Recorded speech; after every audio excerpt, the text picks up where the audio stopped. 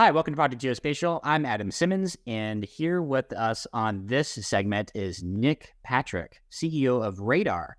Nick, if you can go ahead and introduce yourself, and then we'll dive right in who Radar is. Yeah, sure. Thanks so much, Adam. It's great to be here. My name is Nick Patrick. I'm the co-founder and CEO of Radar. We'll tell you a little bit more about Radar throughout the course of the podcast, I'm sure, but at a high level, we're an all-in-one location platform. So geofencing and maps for developers. Excellent. How did you get involved within the business as a whole? Yeah, well, I first fell in love with geolocation and maps back at Foursquare about a decade ago. So I don't know if anybody out there still uses Foursquare, but it was one of the early location-based social apps. I was on the product team there, met my co-founder, Kobe, who was on the sales team there. And then our CTO, Tim, was my tech lead there. And we started the company back in 2016. Our vision was to build full stack developer infrastructure for location. So think like a Stripe for location or Twilio for location. And we really started as a geofencing platform, but over time we've been expanding our functionality and recently launched maps. But that's a little bit of background on the company and how I got into geospatial initially. Excellent. No, I'm a huge fan of Foursquare in its early days. Actually, I was using a service in parallel with that called Gowalla before I got back. I remember Gowalla. They relaunched, I believe. I don't know if that's what happened to that, but there was a Gowalla 2.0 recently as well. Oh, was there? Okay. I know they got, at least parts of it got acquired by Facebook, but I love the services in its early days. And I actually almost call that the kind of really golden age of location data before it all got locked down, from privacy and, people getting paranoid about it. There was just so much you can do. It just kind of opened and released, and it was just kind of the art of the possible. Yeah, so, definitely. So on Radar itself, first of all, let me say it's impressive that you have the URL radar.com. I think that would have been a hard one to grab, to be honest, considering everything that it could relate to, first of all. Yeah, we used to be radar.io, and then we acquired radar.com. It was not cheap, but we really set out to build an iconic company. I think as a lot of startup founders do, and we felt like snagging the .com was worth it. So, but yeah, it wasn't cheap. Perfect. Diving into the company specifically, though, so you highlighted within a few sentences of who Radar is. And in terms of location-based, you started out with geofencing, like you said. Can you talk a little bit about the original purpose of Radar? What do you mean by geofencing? What were you hoping your customers to do by that? And let's talk about how you evolved to what you are today. Sure. So I mentioned that I met my co-founders at Foursquare. After Foursquare, I went to work at a location at an on-demand services company. So I was called Handy. It was sort of like an Uber for home services. And when I was there, we had to build a bunch of location tracking and mapping and geofencing capabilities. And it was really challenging to do. So part of the inspiration behind Radar was the experiences I had at Foursquare. Part of it was the experiences I had at Handy.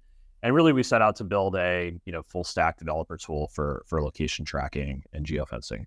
By geofencing, we really mean putting a perimeter around an area in the physical world, and then understanding when devices are entering or exiting or inside of or outside of that physical area. And we really set out to build a platform that would work for any use case. So maybe you were building a delivery tracking app and you wanted to track where your delivery people were in the field, understand when they were arriving at, pickup or drop off points. Maybe you were building a consumer app and you wanted to send location-based notifications.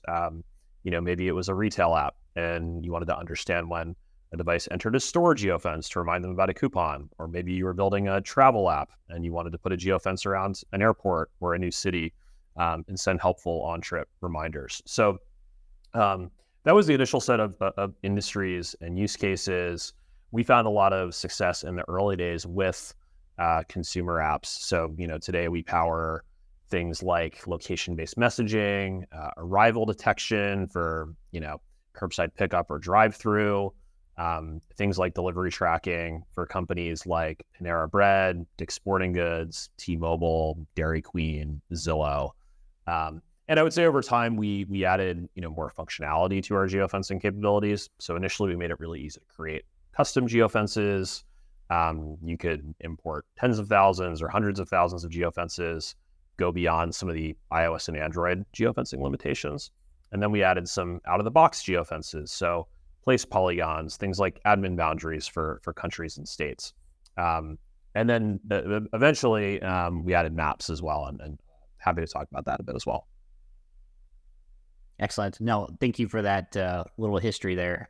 So in terms of what it's turned into today, you're talking about how it's really evolved into more than just a geofencing platform, helping companies understand what's there. Perhaps, do I have an understanding that you're really getting into more of like a Places API as well, and Yeah, that's right. Yeah, that's right. So, I mentioned that we were working with a lot of retail and restaurant customers, and, they were asking us, hey, Radar, we've already imported all of our stores and restaurants as geofences.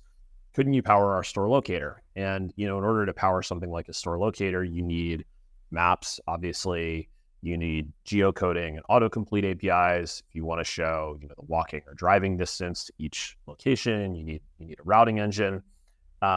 So, we're very customer driven when it comes to our product roadmap. And initially our first foray into, maps and places APIs was we launched a geocoding API, we launched an autocomplete API, and we launched some routing APIs, so distance and distance matrix APIs. And we've leaned on some great open source projects for that historically. So Pelios, which is an open source geocoder, came out of Mapzen. Valhalla, which is an open source routing engine that came out of Mapzen. And initially we said, we'll probably never launch maps. Obviously, maps it's a huge challenge. Whether it's the data or the actual tile server. And I think what's changed over the last couple of years is, ton of investment in OpenStreetMap. Projects like Libre, which is a fork of Mapbox GLGS. JS v1, Overture Maps Foundation. So we've really been, encouraged excited by all these open mapping and open place data projects. And we've started sponsoring some of those projects, incorporating some of those into our platform, and that put us in a position to launch Radar Maps platform earlier this year. Oh, great. You also have another branch that I'm actually fascinated with. It's more of it's a lot of the, which relates to fraud detection and geocompliance. Mm-hmm. Now that's actually, as much as, that doesn't sound sexy from a mass point of view, that has major connotations when it comes to the bigger industry.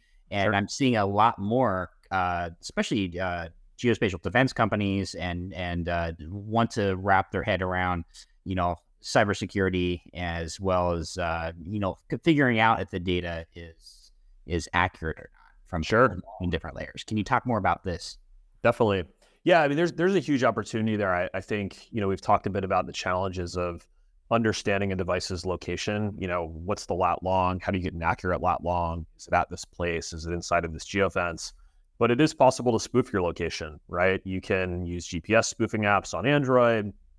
You can potentially tamper with the app binary or requests that are going to an API. For IP-based geolocation, you can use proxy server or a VPN to sort of mask or change your location. And there's lots of reasons why that's an important problem to solve. One is mobile gambling use cases. So apps like FanDuel or DraftKings need to understand which state you're in. Mobile gambling is only legal in certain states, so you need to understand, users' location, but also make sure that they're not spoofing their location. There are applications for, you mentioned security, right? If you see some suspicious activity in terms of, hey, this user, this device tends to log in from this lat long, this IP address, it matches the validated address that they gave us when they signed up. That's great. But then if you see something unusual, maybe this device or user is logging in a different place. The IP address is unusual. You could potentially flag that, prompt the user for, additional authentication. So there's lots of really interesting applications for, security, payments, even outside of gaming. And even some of our retail customers, face challenges where people will spoof their location to claim an in-store only offer, for example. So we're really excited about that opportunity. We think of our vision as full stack location infrastructure for every product and service. And, for us, adding maps was kind of completing the stack, so to speak. And, by expanding into gaming and payments and security, we think of that as, for every product and service, we want to be that, location layer for for every app developer, regardless of your industry or use case.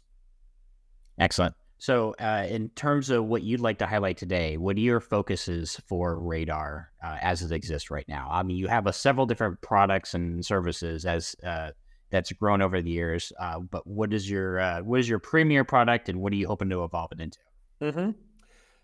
Well, I would say geofencing is our bread and butter. That's where we started, and we look at our new maps offering and our new geo compliance offering as very complementary to that. And what I mean by that is there are a lot of companies that are maybe using a mapping solution like a Google Maps platform where it tends to be a bit overpriced. Maybe they want to do both maps and geofencing. And what we're aiming to do with our geofencing platform plus maps platform is say we can solve all of your location use cases in a single platform, and we can do it in a way that's much more cost effective than say a Google Maps platform or even a map box. So we end up helping our enterprise customers cut their maps bill typically by half or more. So a big part of what we're doing with maps is saying it's a developer friendly, cost effective solution, and it's part of this all-in-one truly full stack location platform that also does geofencing and location tracking. And I think the play for some of the geo compliance use cases are similar. There's an incumbent in that space called GeoComply.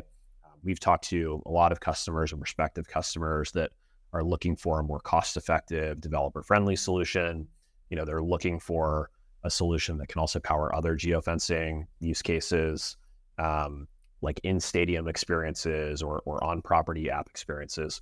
So I would say, a big part of our focus is to continue investing and differentiating in Radar as a all-in-one, full-stack, developer-friendly, cost-effective location platform, and that's informed a lot of these launches, and it's informed, what customers are coming to us for right now. Now, I'd say the other thing is, we're big fans of open source and open data, and we're very much thinking about this in terms of how can we increasingly support and contribute to that ecosystem.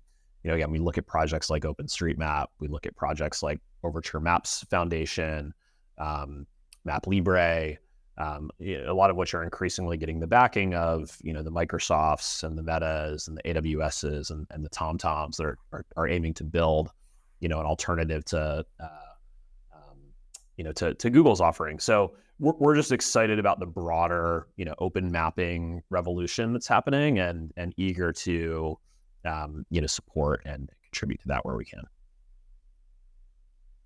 Excellent. Now, you say contribute in terms of OpenStreetMap. Do you participate in a lot of the conferences and events related to give back to the community as well, to teach them what you have? Yeah, it's going to be a priority for us in 2024. So, we look at sort of the landscape of geospatial conferences. A lot are focused at the GIS community or the OpenStreetMap community. Our audience and our customers are typically developers. So think like engineers or product managers at companies. Historically, we've been focused on showing up at the industry conferences where that those folks frequent. So just last week we were at G2E, the Global Gaming Expo in Las Vegas, to launch our geo compliance offering. We go to big retail conferences like NRF, for example, which is going to be here in New York. But yeah, I would say, as we develop our maps offering more, we have some open source libraries in the works that we might release. We're thinking about ways that we can give back to, Overture Maps Foundation or OSM. I would say expect to see us start to show up at more, geospatial type conferences in the coming years. No, great.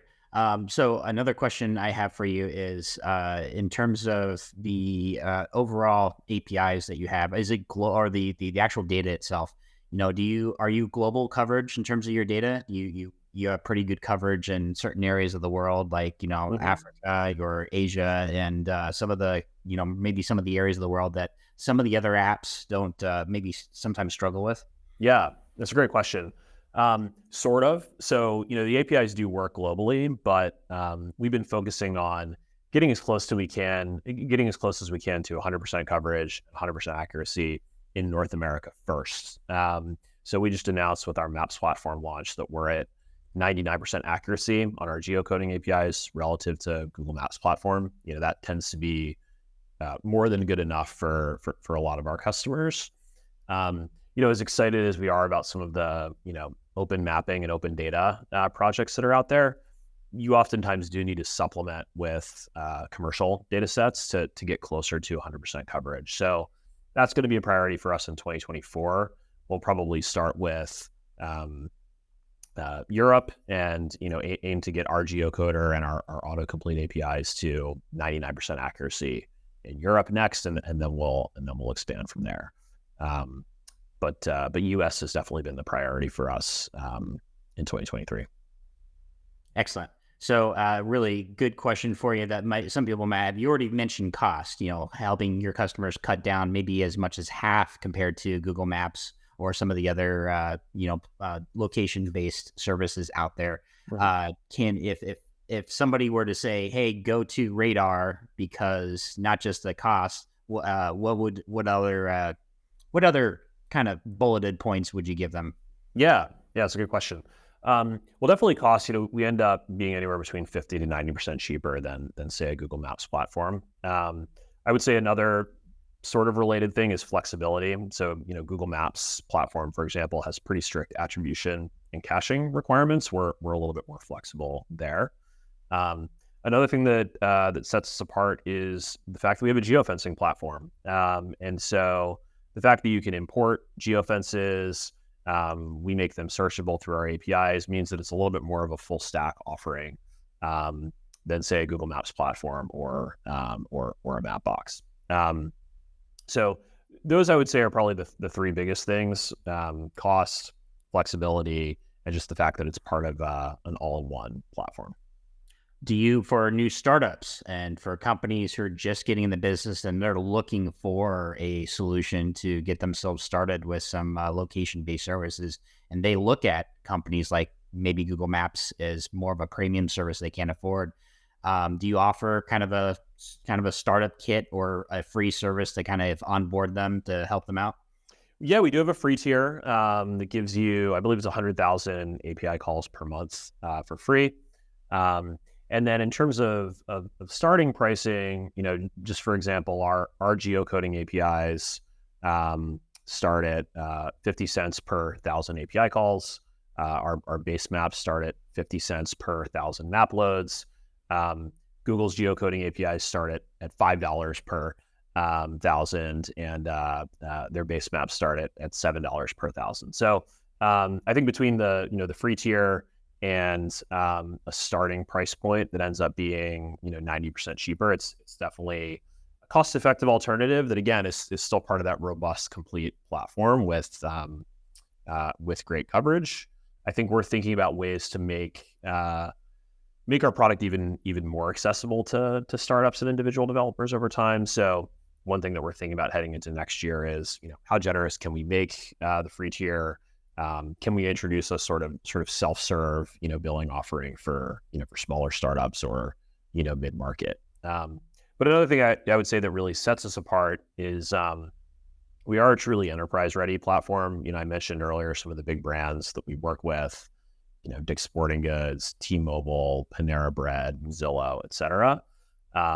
So, we're processing 100 billion API calls per year from 100 million devices. We have really phenomenal customer success and implementation support team. So our goal is to be, we're a startup. We want to be the startup friendly maps offering, but also enterprise ready as well for the big folks that want to come work with us. And honestly, that's actually where I would say we've seen maybe the most interest to start is we talk to a lot of companies that are spending hundreds of thousands of dollars a year, or even millions of dollars a year on Google Maps platform. And we're able to say, well, hey, we can cut your bill in half and we can also do geofencing for you as well. And that tends to be quite compelling.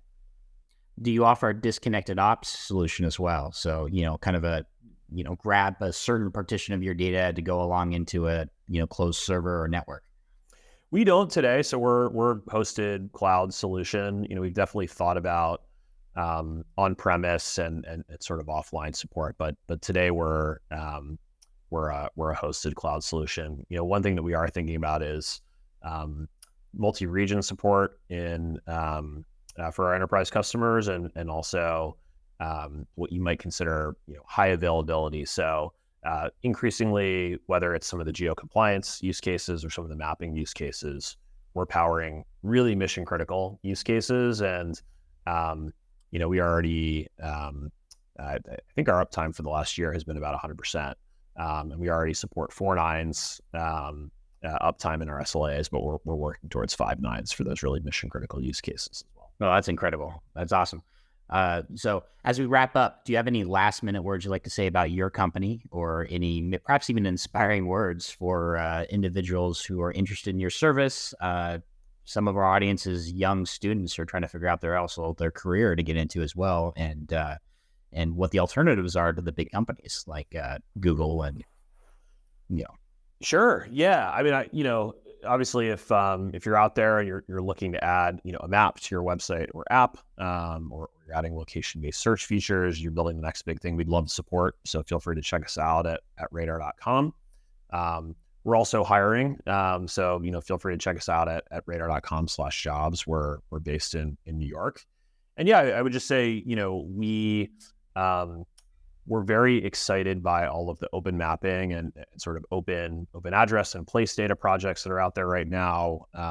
We're in a way standing on the shoulders of giants by incorporating some of those into our offering, and we're excited to show up more at some of these big geospatial conferences and start to contribute back to some of these tools and some of these data sets in the coming years. But yeah, check us out at radar.com, and feel free to reach out to me directly too. And looking forward to hearing from you.